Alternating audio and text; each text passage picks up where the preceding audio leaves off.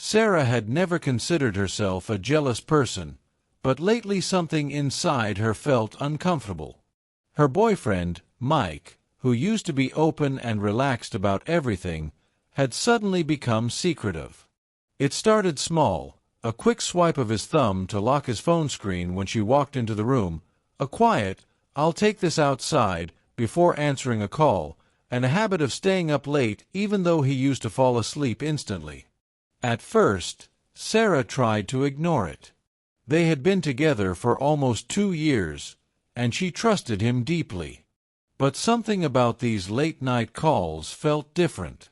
She couldn't explain it, but her instincts whispered that something was wrong.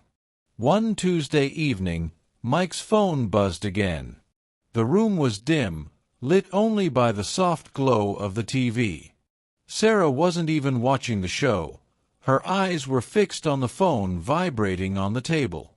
Mike glanced at the screen, and for a moment Sarah caught a quick look of worry on his face. Then he stood up. "I need to take this," he said quietly, slipping out the front door.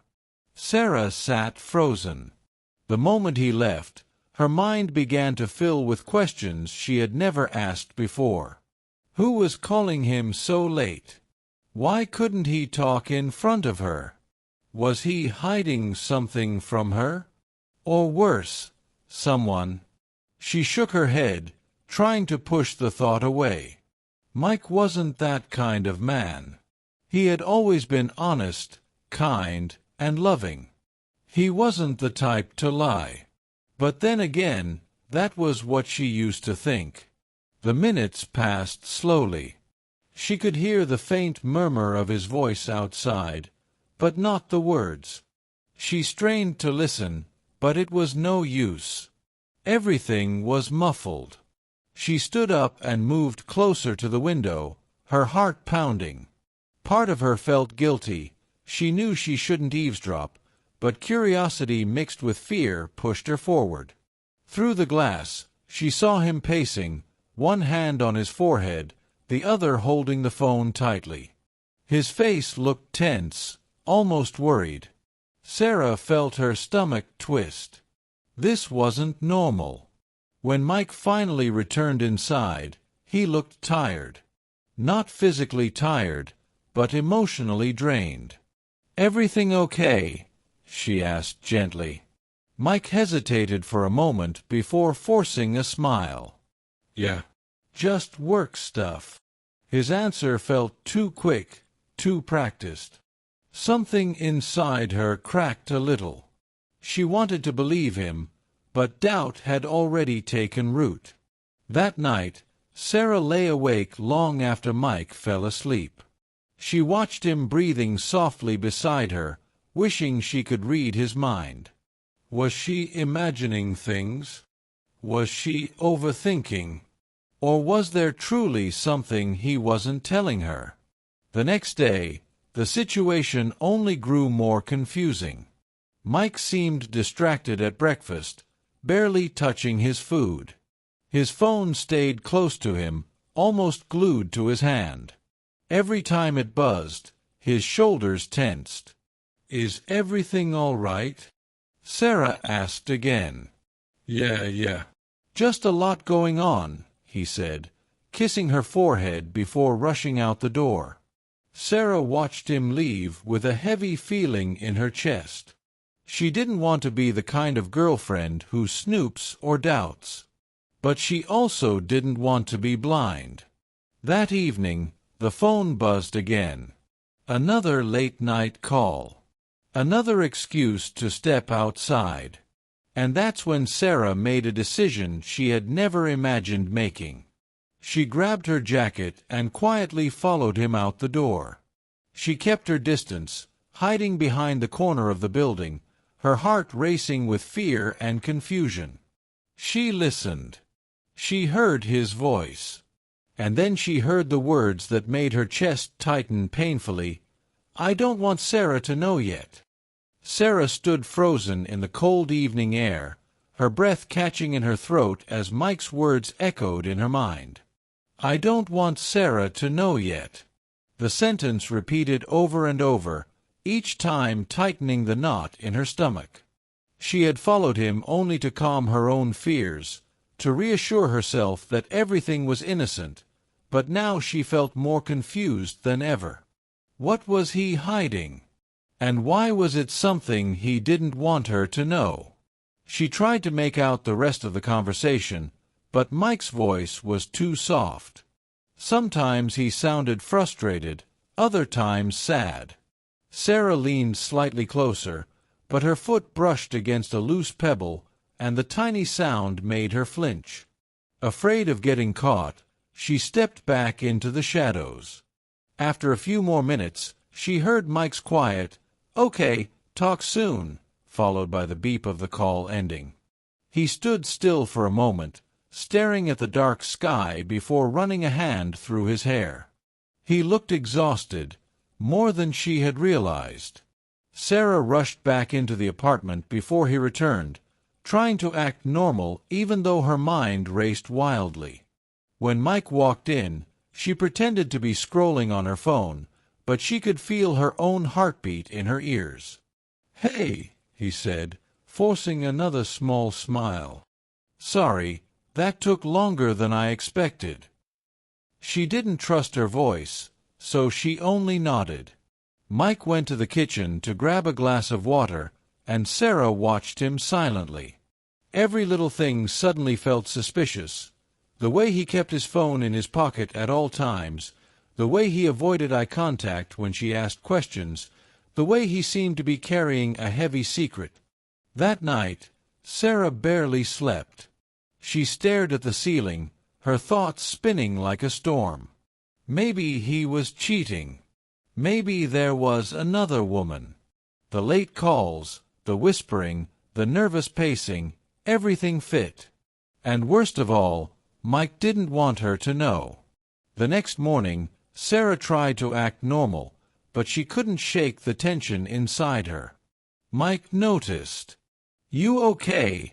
he asked as he buttered his toast. "Yeah, just tired," she replied. He nodded, but his eyes lingered on her a moment longer, as if he sensed something was wrong. Later that day, Sarah met her friend Jenna for coffee. She didn't plan to say anything at first, but the moment Jenna asked, "How are things with Mike?" the entire story spilled out. She told Jenna about the late-night calls, the secrecy, the tension, and finally the sentence she had overheard. Jenna listened carefully, stirring her coffee slowly. "That does sound weird," she admitted. "But are you sure it means what you think it means?" "What else could it mean?" Sarah snapped, more sharply than she intended. Jenna held up her hands gently. "I'm not saying he's not hiding something, but there could be other explanations." Sarah sighed. "Like what?" Jenna hesitated. "Family problems, money issues, maybe something he's embarrassed about." Sarah wanted to believe that, but her mind had already formed a darker picture. After coffee, she returned home feeling even more conflicted. She tried to distract herself by cleaning the apartment, watching TV, even taking a long shower, but every thought led back to the same place. What if Mike was lying to her? That night, when his phone buzzed again, Sarah felt her heart leap with panic. She watched him answer the call quietly and step into the hallway. She closed her eyes, fighting the urge to follow him again. She didn't want to become someone who sneaks around. But she also couldn't keep pretending everything was fine. When he came back, she forced herself to ask, "Who keeps calling you so late?" Mike froze, just for a split second, before replying, "Someone from work." "It's complicated." His voice was tense, almost defensive. Sarah felt a chill run through her. He was hiding something.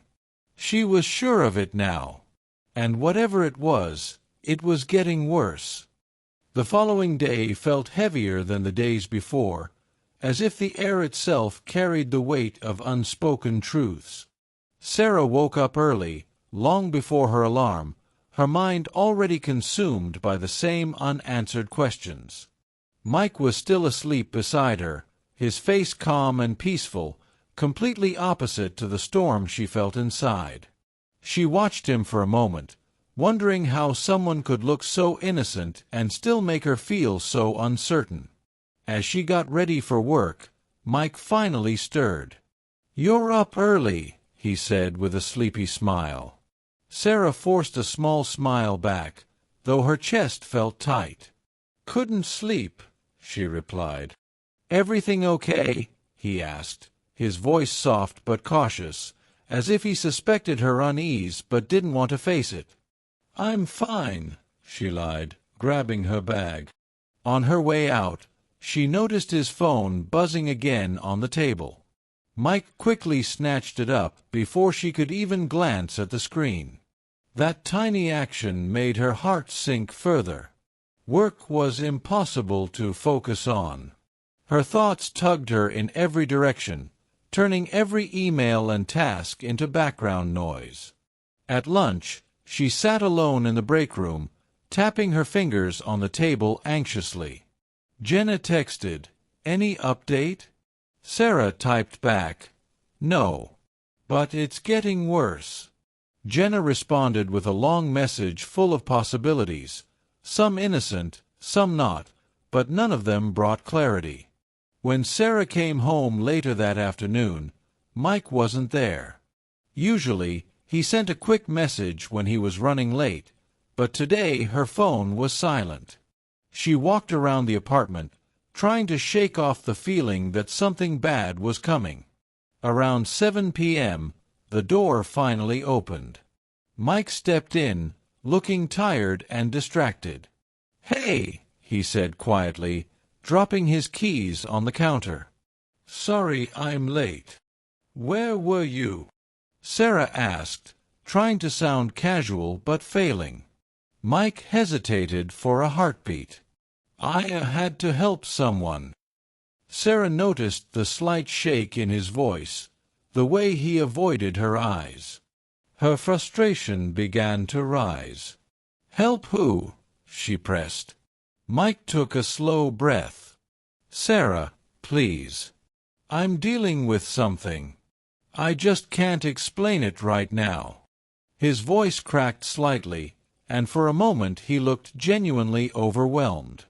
Sarah's anger melted into confusion again. If he was cheating, why would he look so distressed? Why did he seem burdened, not guilty? She wanted to ask more, but something stopped her. Instead, she nodded slowly, though nothing about his answer made her feel better. The night dragged on, and the tension between them felt almost physical, like an invisible wall. They sat on opposite ends of the couch, watching a show neither of them paid attention to. When Mike's phone buzzed again, he jumped slightly before silencing it. Sarah pretended not to notice, but her jaw clenched tightly. Later, after Mike went to shower, Sarah felt something snap inside her. She needed answers. She couldn't keep living in this fog of fear. She walked to the bedroom where Mike had left his phone charging. She stared at it, her heart pounding. She knew it was wrong to go through someone's phone. She knew it crossed a boundary, but desperation clouded her judgment. Her hand hovered over the device.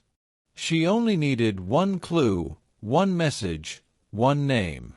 Just something to tell her what was happening. But before she could touch it, the bathroom door opened. Mike stepped out, towel around his shoulders, and froze when he saw her standing there. Their eyes locked. Silence filled the room, thick and heavy. "Sarah," he said quietly, "what are you doing?"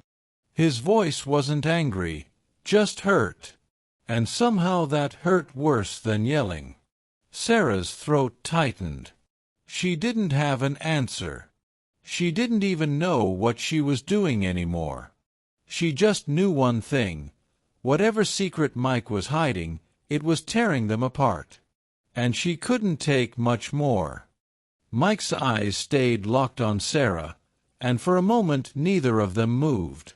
The quiet tension between them felt sharp, almost like a wire pulled too tight. Sarah's hands shook slightly, and she stepped back from the phone as if it were something dangerous. "I wasn't going to. She began, but the words tangled together. Mike exhaled slowly and sat down on the edge of the bed. He looked exhausted, defeated even. Sarah's heart pounded as she waited for him to speak. The silence stretched painfully until finally he said, "I know this has been hard. I know I've been acting strange. But I promise, Sarah, it's not what you think." His voice was soft but heavy with something she couldn't identify. Sadness? Guilt? Fear? She swallowed. "Then tell me, please. Because I don't understand what's happening anymore." Mike rubbed his forehead with his hands, as if searching for strength. "I can't tell you everything yet," he said quietly. "It's not my secret to share, and I'm trying to respect that." Sarah blinked, startled. Not his secret. Her mind raced. That didn't sound like cheating. That sounded like something else entirely. "So, someone else is involved?" she asked carefully. Mike nodded. "Yes. And they're going through something really difficult. They trusted me. I didn't want to break that trust." His words softened some of the fear in Sarah's chest, but they didn't erase the confusion. "But why all the late calls?" she asked. "Why the secrecy?" Mike hesitated. "Because they needed someone to talk to. Someone who would listen at any hour. And they begged me not to tell anyone, not even you. It wasn't easy, Sarah. I've been stressed, tired. I didn't know how to balance helping them and not hurting you." Sarah studied him, watching the small tremor in his hands, the way he avoided her eyes not out of guilt but out of worry. Slowly, the cracks in her assumptions began to form. Maybe she had misunderstood everything. Maybe the truth wasn't betrayal but burden. "Mike," she said gently, "I just needed to feel like I wasn't losing you." He looked up then, and there was something raw in his expression. "You're not. I promise you're not. I'm trying to keep someone else from falling apart." His voice wavered, and that was the first moment Sarah realized that whatever he was hiding, it was hurting him too. Before she could ask more, his phone buzzed again. Mike flinched, staring at the screen. His jaw tightened. Sarah stepped closer. "Is it them?" she asked. He nodded. "I need to take this," he whispered. "But please, trust me a little longer." Sarah hesitated, the old fear tugging at her, but she nodded slowly. Mike stepped out of the room to answer the call, leaving Sarah alone with a head full of questions. She sat on the bed, listening to the faint murmur of his voice through the door. Something was happening, something serious, and she could feel the truth getting closer. She just didn't know if she was ready for it. Sarah sat frozen on the edge of the bed, listening to the muffled sound of Mike's voice from the living room. Every muscle in her body felt tight, as if her own heartbeat was holding her captive. She didn't want to listen, but she couldn't shut the world out anymore. Something inside her needed to know, needed the truth, whatever it was. After several minutes, the apartment fell silent again. She heard soft footsteps, and then Mike appeared in the doorway, his face pale and tired. He looked older somehow, worn down by worry. Sarah stood slowly, bracing herself. "Mike," she said quietly, Please. I can't keep guessing. I need to know what's going on." For the first time in days, he didn't hesitate. He walked toward her and took her hands gently, his fingers trembling slightly. "You're right," he whispered. "You deserve to know. I just didn't want to tell you until I was sure I could handle it myself." Sarah's breath caught. "Handle what?" Mike took a deep breath, trying to steady his voice. "Those calls, they're from my sister. She's going through something really serious. More serious than I let on." Sarah blinked, confusion softening into concern. "Your sister? You said she was having a hard time, but—" "It's worse now," he interrupted softly. "She's been dealing with panic attacks, depression, and 2 weeks ago she told me she didn't feel safe being alone anymore. She didn't want anyone else to know. Not even Mom. Not her friends. She only trusted me." His voice cracked, and suddenly everything fell into place. The late calls, the worry on his face, the secrecy, the exhaustion, it all made terrible, heartbreaking sense.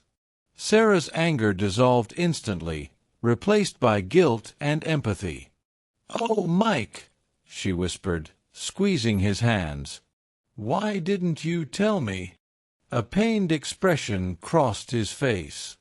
"Because it wasn't my story to tell. And because I was scared. I didn't want you to think I was hiding something from you on purpose. I didn't know how to balance protecting her and being honest with you. I felt trapped." Sarah felt a knot form in her throat. All this time, she had been imagining betrayal, when in reality Mike had been carrying someone else's suffering on his shoulders. She stepped closer and wrapped her arms around him, feeling the tension melt out of him as he hugged her back tightly. "I'm so sorry," she murmured. "I didn't know you were dealing with all this alone. I should have asked more gently. I should have trusted you." Mike shook his head. "No. I should have trusted you enough to tell you earlier. I never wanted to make you feel scared or suspicious. I just didn't want to break her confidence." They held each other for a long moment, the silence no longer heavy but healing. When they finally pulled apart, Sarah brushed a tear from his cheek. "We can help her," she said softly. "But you don't have to carry it alone anymore. I'm here. Talk to me. Let me be part of this." Mike nodded, relief filling his eyes for the first time in days. "Thank you," he whispered. "I really needed that." Sarah gave a small, warm smile. "We're a team, remember?" Mike exhaled, almost laughing with exhaustion. "Yeah, a team." And for the first time in weeks, the apartment felt calm again. The secrets were gone, the fear had lifted, and the truth, painful as it was, had finally set them free.